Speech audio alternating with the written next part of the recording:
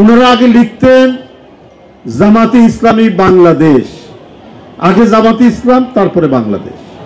তা আমার বক্তব্য হলো, কেন এটা লিখতেন? তার মানে জামাতে ইসলাম বাংলাদেশের কোনো স্বাধীন রাজনৈতিক দল নয়, এটা একটা শাখা। আমরা যেমন লিখি জাতীয়তাবাদী দল কুষ্টিয়া জেলা শাখা, ব্র্যাকেটে লিখি।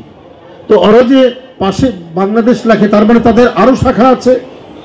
এটা একটা শাখা, এটা একটা শাখা। যখন 111-এর সরকার ধমক দিল, ইয়ে দিল, তখন তারা পরিবর্তন করলো, তখন লিখলেন বাংলাদেশ জামাত ইসলাম। এই যে রূপ পরিবর্তন, এই রূপ পরিবর্তন কিন্তু মানে মানুষ ভালো মতো নেয় না। তারপরে ওনাদের লোগো, তাদের পতাকার লোগো 2016 সালে পরিবর্তন করেছেন, আবার এখন এই 2-1 দিনের মধ্যে আবার পরিবর্তন করছেন। আমাদের পতাকা শহীদ রাষ্ট্রপতি জিয়াউর রহমান দলীয় পতাকা যা করে গেছেন এখনো তাই আছে, আমাদের দলের নাম তাই আছে। কারণ আমাদের ঠিকানা, আমাদের বসবাস, আমাদের বেঁচে থাকা, আমাদের জীবন দর্শন হচ্ছে বাংলাদেশ, বাংলাদেশের মাটি, বাতাস, এর নদী, বায়ু, সবকিছু। আমরা মাঝে মাঝে কখনোই ভোল পাল্টাই না। তাই সেই দলের সাধারণ সম্পাদক মহাসচিব যে কথাটি বলেছেন আমাদের ইসলামের যে 50 লক্ষ, এটা আমার কাছে কেন জানি মনে হয়েছে এক ধরনের প্রতারণাপূর্ণ কথাবার্তা।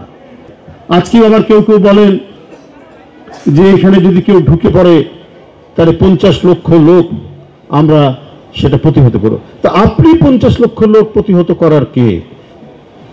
আপনারা, এটা জনগণ প্রতিহত করবে।